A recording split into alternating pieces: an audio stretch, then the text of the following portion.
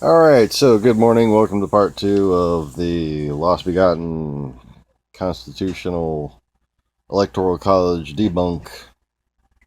Because, as I said in part one, it seems to me that the founders intended for this debunk to one day happen when we became basically civilized.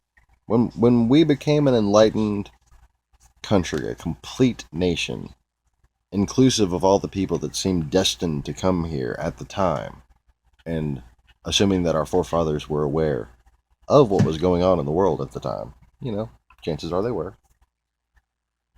that would inevitably lead to the creation of such a nation of refugees. So, if you haven't seen part one, go back and watch part one where I talk a little bit about that.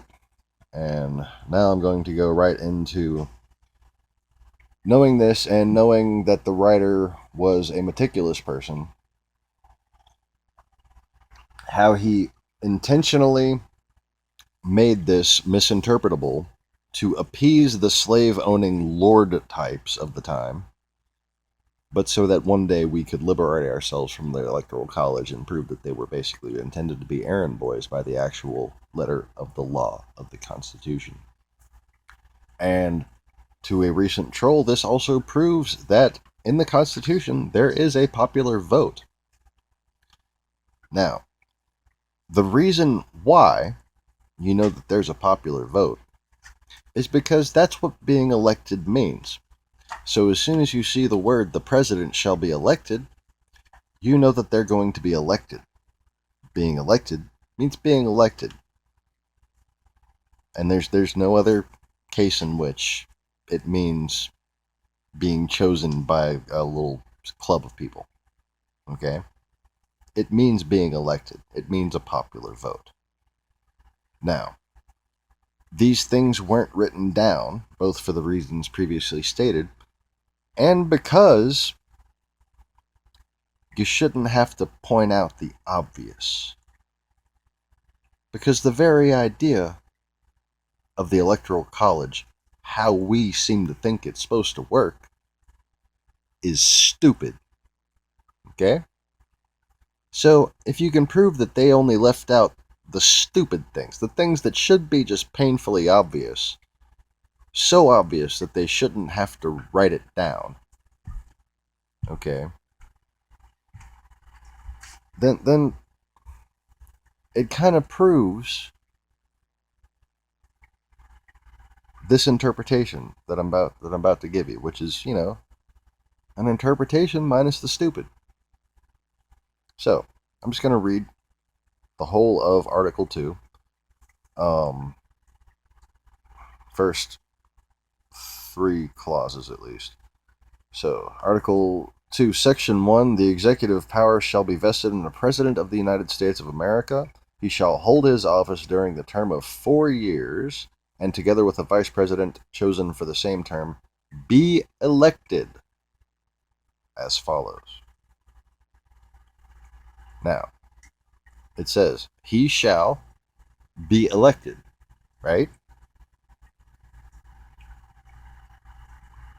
What does this document start with? The Constitution, that is. Say it with me now. We the people. Okay? So who are they supposed to be elected by? Unless specifically specified. Yes, specifically specified, not to be redundant. As being elected by anyone else. If you're not stupid, you know that means they're elected by the people. President gets elected. Who's the document being declared by? We the people. Do you think anybody there who signed this document was told, you're not going to get to vote? We're going to have electors and they're going to vote? And that there is no people's vote? No. That's stupid. That's a stupid idea. The Electoral College is a stupid idea. First of all, you have to accept that. It's stupid. Okay? And the idea that anybody in that room at the convention was willing to say, I don't get to vote, let's write that down and I'll sign on to it. That's stupid too. But there was this sort of compromise reached with, well, attempted compromise. We all know it didn't go well with the South and the North and all, you know.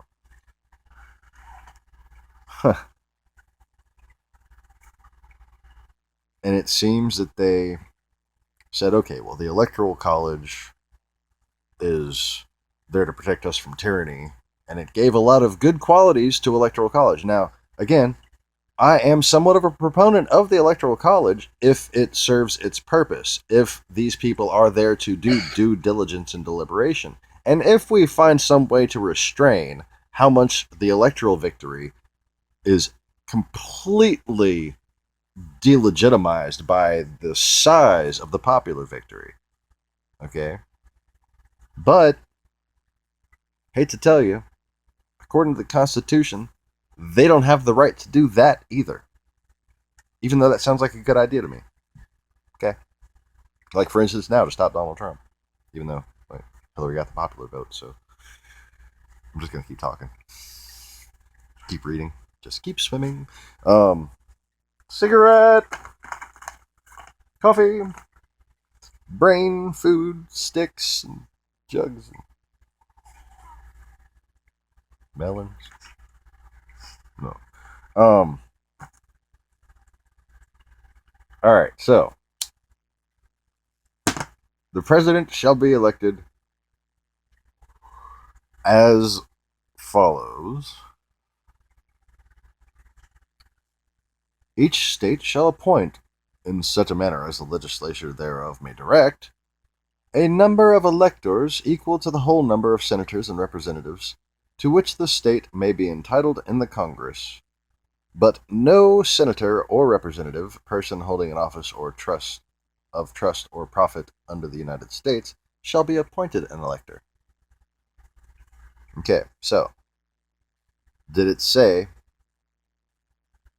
a definition of these electors or their duties in that sentence? No, it had a criteria, okay?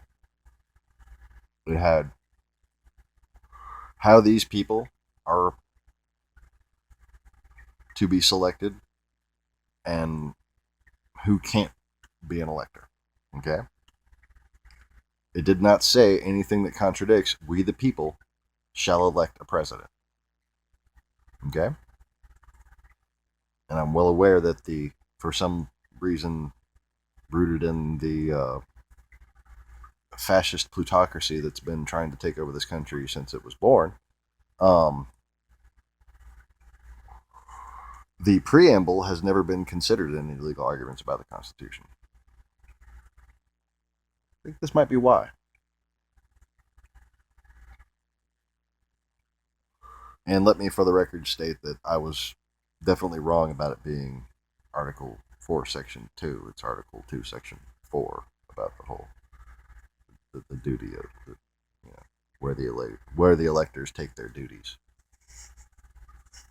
Yeah. My 11-year-old's cracking up over it.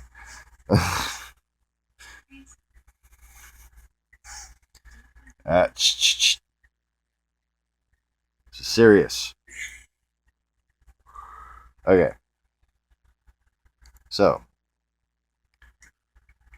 subclause 3 of Section 1, Article 2.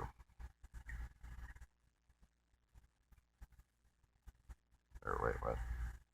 Yeah.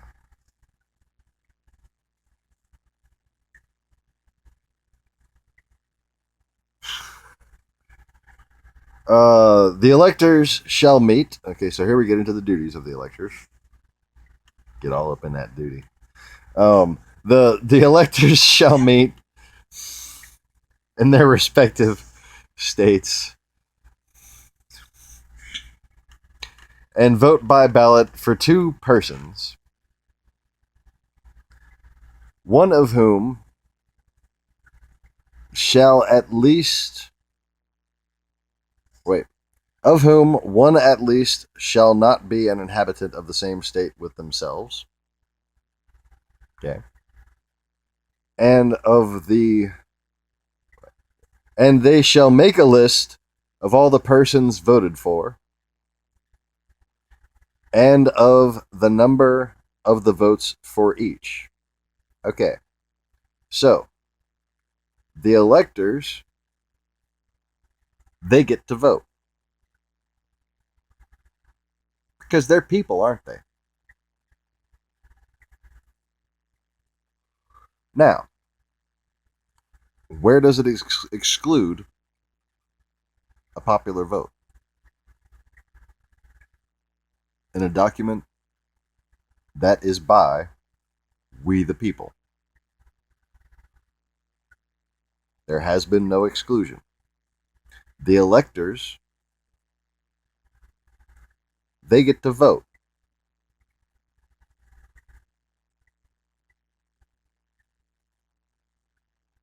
And something archaic about this with the whole, they can't vote for somebody in the same state as themselves. One of whom at least. Okay. That's nice. So that's where the first sentence is heading. All right. And they shall make a list of all persons voted for, and of the number of votes for each. Okay. Which they shall sign and certify, and transmit, sealed to the seat of the government of the United States, directed to the President of the Senate. Okay. So, these guys who get to vote, but one of the people can't be the same person as they vote for in their own state. Okay, so they basically don't even, they have a limited vote compared to the rest of us, according to the first sentence. Okay, they get to vote for the ticket as long as one of them isn't from their home state. So I guess that's never really a problem, right? Because how often do you get, president and vice president from the same state? Okay. So these guys, after they vote, they make a list of all the people all the candidates, all right, and the number of total votes for each, and the number of votes, okay? They're not getting in a room together and counting each other's votes. That's, again, stupid. Oh, 13, like 2. Really? You think that's what that says? These guys are going to get together in a room and be the only fucking people that vote. No. They are errand boys whose job it is to make a list of the people that got voted for and the number of votes for each, which they shall sign and certify and transmit, which means carry to, sealed, to the seat of government of the United States, directed to the President of the Senate. Okay, so it's sealed and directed to the President of the Senate. That's their job, is to not even count the votes. They're the ones who get to make the lists of the votes in their precincts. Okay? So they are simply the certifiers of the votes. They're not in there having a circle jerk certifying each other's votes. Or we're going to come in here and we're all going to vote and we're going to certify each other's votes. No. That's stupid. Okay. I'm going to try not to go into this too long because it's already fucking 14 minutes. But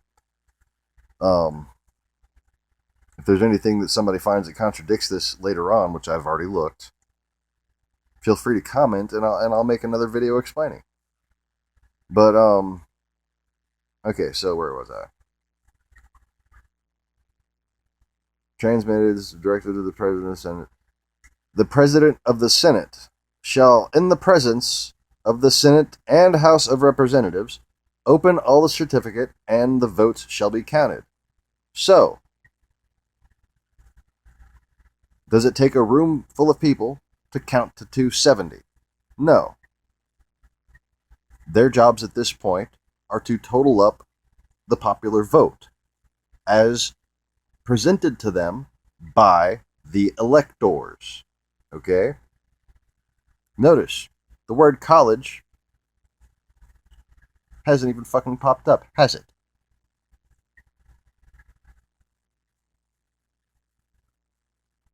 Okay. So, a joint session counts the votes. The person having the greatest number of votes shall be the president. Sounds like a fucking popular vote to me.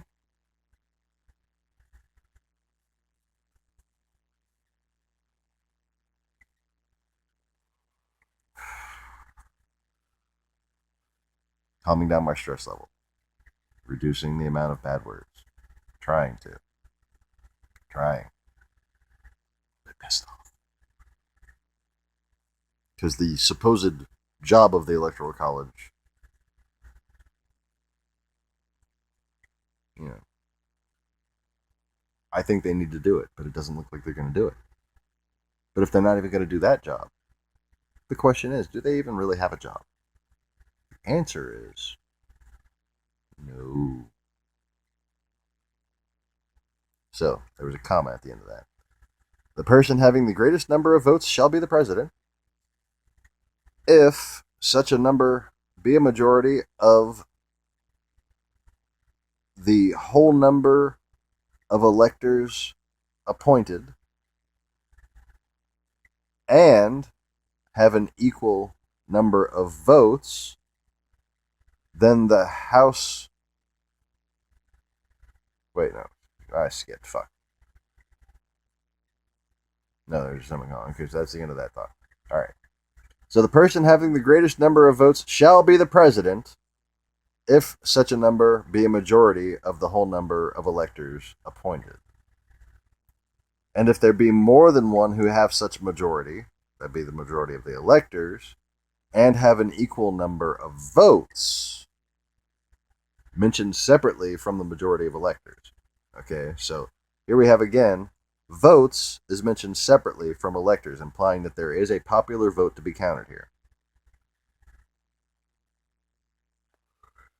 Then the House of Representatives shall choose by ballot.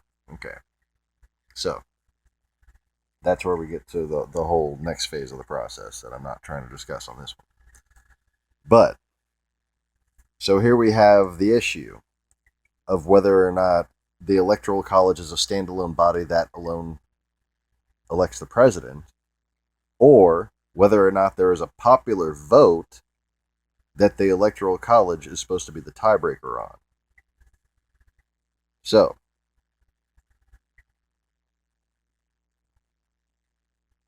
the disconnect here that I know some of you are already thinking about seems to me to lie in the idea that electors were supposed to be appointed proportionally as the congressional representatives were. So when you get to a point where you have an electorate that differs from what it's supposed to, then the Electoral College gets screwed up. Okay, so it doesn't seem as though this document provides for a situation in which the Electoral College is won, but the popular vote isn't. Because the only tiebreaker it has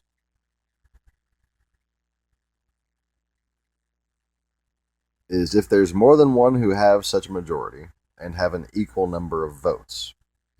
Okay, so if the Electoral College is tied and the vote total is tied, then it goes to the House of Representatives. But between the person having the greatest number of votes shall be president and that, it simply says, if such a number be a majority of the whole number of electors appointed.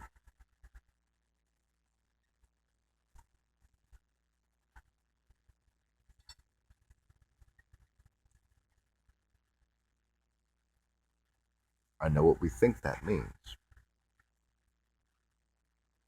but I don't think it means what we think it means. I think this implies accurate population assertion. And perhaps what gets left out of there is for the Federalist Papers to determine. But it doesn't seem to me that they have any provision for a popular victory being overturned by the Electoral College.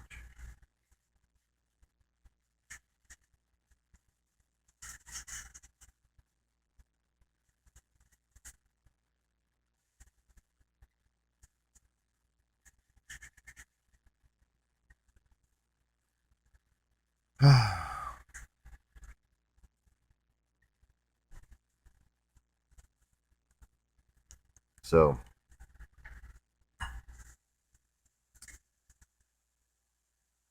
Congress determines everything else about the electors, so maybe this has all been done in laws. But as far as the Constitution goes, there is definitely a popular vote in there. But it definitely seems to be hiding, doesn't it? So why would that be? Because the original founders had to appease people that they knew would eventually be proven wrong.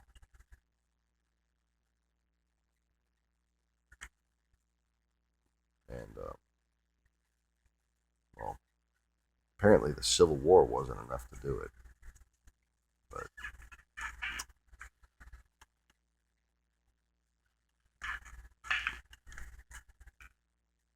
so the person having the greatest number of votes shall be president, if such a number be a majority of the whole number of electors appointed. That sounds like if they get the popular vote, but not the popular vote, but not the Electoral College, there's nothing else.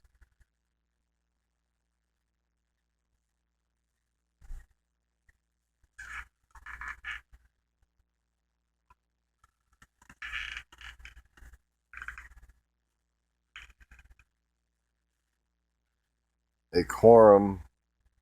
Oh. So. Okay. All right. I'm going to read the rest of this, and I'm going to tell you a thought I just had. So the president of the greatest number of votes shall be president if such a majority of the whole number of electors appointed, and if there be more than one who have such a majority and have equal number of votes, then the House of Representatives shall immediately choose by ballot one of them for president, and if no person have a majority,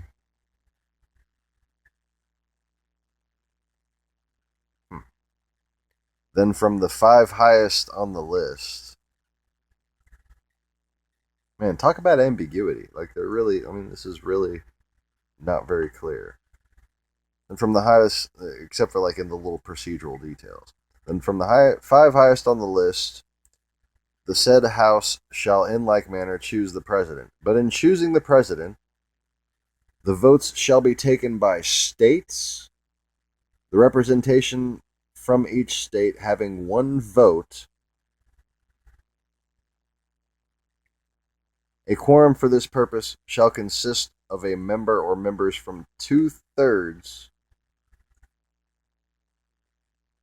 of the states, and a majority of all the states shall be necessary to a choice.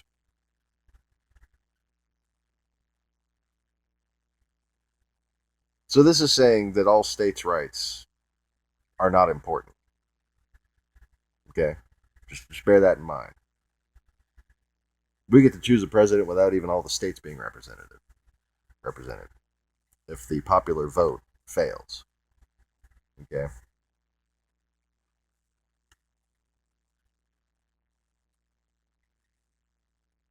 In every case, after the choice of president, the person having the greatest number of votes of electors shall be the vice president.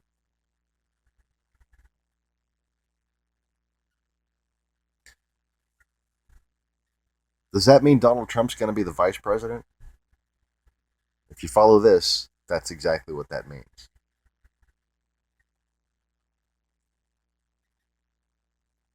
You know, assuming all the states show up. The fuck is that? Oh, so they have to have 2/3 of the states to be chosen by the Electoral College as vice president.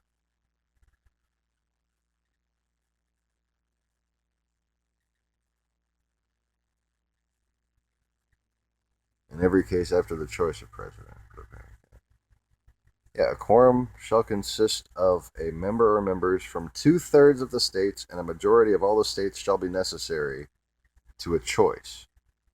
In every case after the choice of president, so implying that's the choice that they were talking about, in choosing president, votes shall be taken by the states.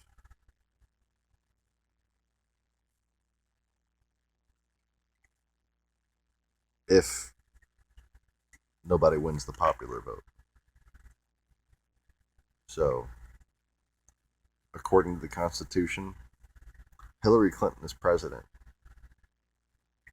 And apparently Donald Trump is vice president. And that's definitely a bombshell, so I'm going to go ahead and end it. Like and subscribe, and please share the freaking fracking Flugelbinders?